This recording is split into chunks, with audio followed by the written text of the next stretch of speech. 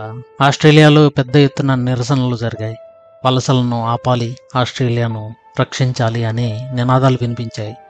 కొంతమంది స్పష్టంగా చెప్పారు భారతీయులు బయట వాళ్ళని. కానీ నిజం ఏంటంటే భారతీయులు కేవలం ఇప్పుడు వచ్చిన వారు కాదు. 4000 ఏళ్ల క్రితమే భారతదేశం నుండి ప్రజలు ఆస్ట్రేలియాకు వచ్చారన్న సాక్ష్యం మన దగ్గర ఉంది. అదే విషయం అక్కడ ఉన్న ఒరిజినల్ ఆస్ట్రేలియా వారి భాషల్లోనూ, ఆహారంలోనూ, జీవన విధానంలోనూ కనిపిస్తుంది. అంటే భారతీయులు ఈరోజు వచ్చిన వారు కాదు, వారి చరిత్రలో భాగమే. ఈ వీడియోలో మనం ఒక అద్భుత ప్రయాణం చేయబోతున్నాం. నిరసనల నుండి చరిత్ర వరకు పరిశీలిద్దాం. చివరిలో మీరే నిర్ణయించుకోండి, భారతీయులు ఆస్ట్రేలియాలో వలసదారుల లేక యజమానుల. ఇంకెందుకు ఆలస్యం, పదండి. హాయ్ ఫ్రెండ్స్, నమస్తే, వెల్కమ్ టు స్పాట్ యాంగిల్.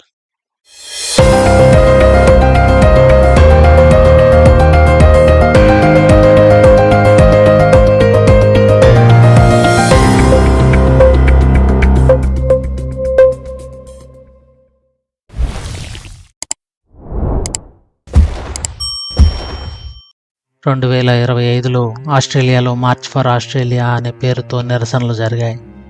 వీధుల నిండా వలసలను ఆపాలి, మా ఉద్యోగాలు మాకే కావాలి, భారతీయులు వెళ్ళిపోవాలి అంటూ నినాదాలు చేశారు.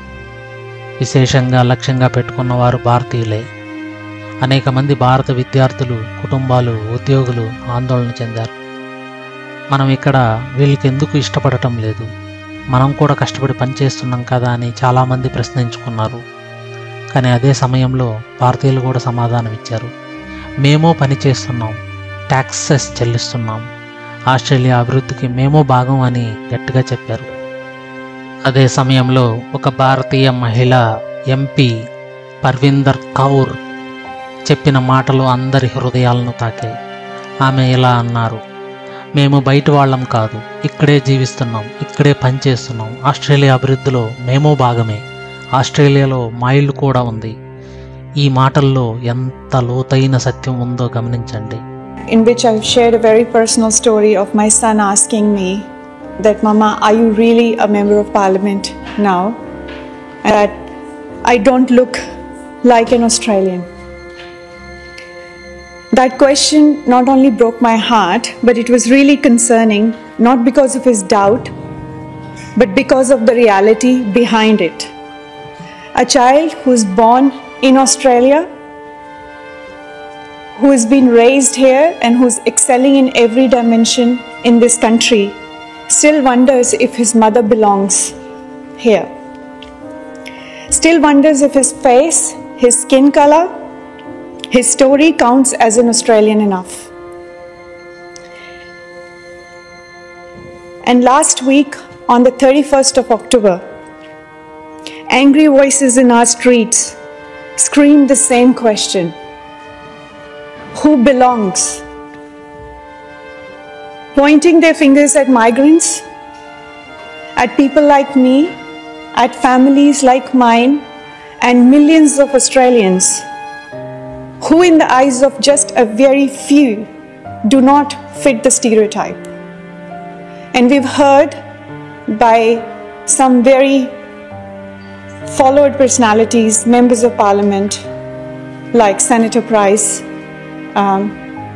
as well as people in this chamber leading those rallies, asking the question, and there has been a debate that has come up as if it is a contest that who's been in this country for how many generations, and that makes us more Australians.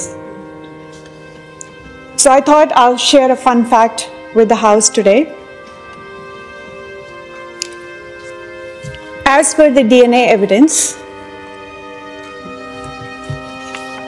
and it goes back to not just a few generations, but approximately 141 generations, when the people and the community who were targeted particularly just because of the numbers of migration in this country, which is my community, the South Asian community or the Indian community in general, whose genes have been integrated in the very first people of this nation. And it's not just one, there's some really good evidences. I would like to table these for all of you guys to have a look. that have been provided by the science and the DNA, that it's approximately 4,000 years back, if you go back, that was migration from India to Australia happened. And some Aboriginal Australians carry up to 11% of their ancestry from those migrants. And this coincided with the arrival of the dingoes and the tools that were just not binding our histories long before the Europeans set foot here.